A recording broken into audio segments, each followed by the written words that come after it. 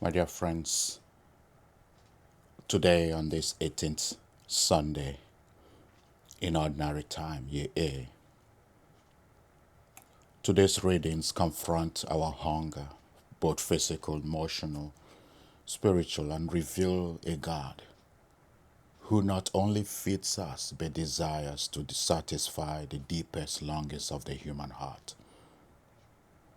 So our human hunger is real, but sometimes misdiagnosed. Sometimes we'll misinterpret, we'll misrepresent. Because every one of us carries hunger, not just the hunger of the stomach, but the hunger of the soul. There is this hunger for belonging, hunger for peace, hunger for meaning, hunger for love that does not fade, hunger for a life that feels whole again. So Isaiah's prophetic question calls straight to the heart. Why do we keep spending our energy, our time, our emotional bandwidth on things we cannot satisfy? We chase success, we chase approval, we chase affirmation, we chase comfort, control, and yet the pain remains. We fill our days with noise, but the silence that still feels empty. We accumulate things, but the heart still feels restless. Isaiah is naming a spiritual truth. We often feed ourselves with what cannot nourish us. So God extends his invitation, come to me and you shall live. Isaiah offers not condemnation but an extension of an invitation to come, to listen, and to live. So God is not asking us to learn to earn his love.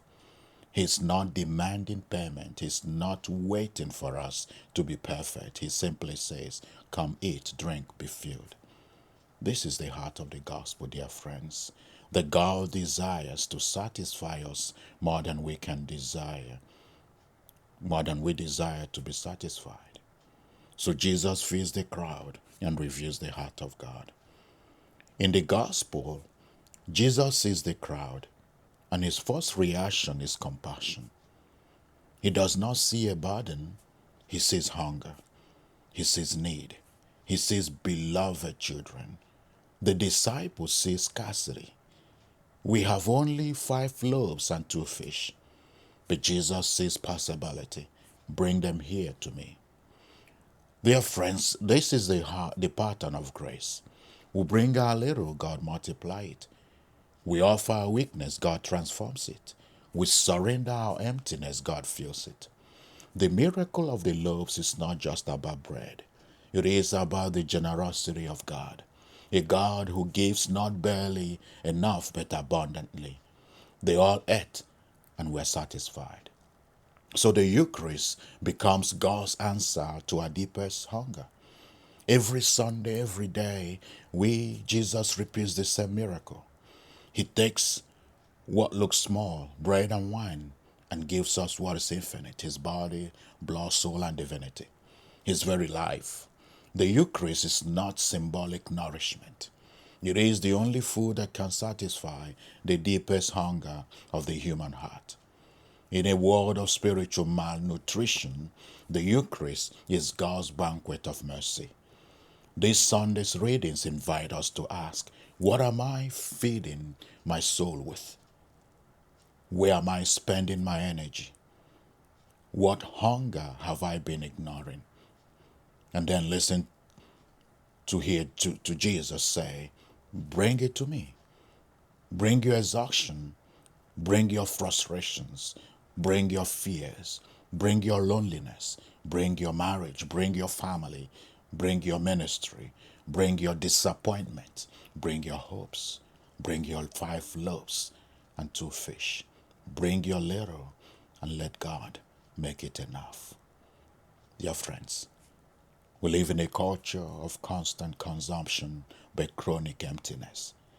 People are overfed with information but undernourished in spirit. We scroll endlessly but rarely feel satisfied. We are connected digitally but isolated emotionally. The church's mission, your mission as disciples, is to be witnesses of a different kind of nourishment, to be people who have tasted the goodness of the Lord and can say to others, come, there is a place at the table for you. So today I end with the promise of God. As Isaiah promises, God promises through Isaiah, my word shall not return to me empty. The gospel, Christ promises, they all ate and were satisfied. And the Eucharist promises, whoever eats this bread will live forever. God does not offer us crumbs. He offers us himself. And in him, our hunger finds its home. So one question for you to reflect this week, dear friends, is this.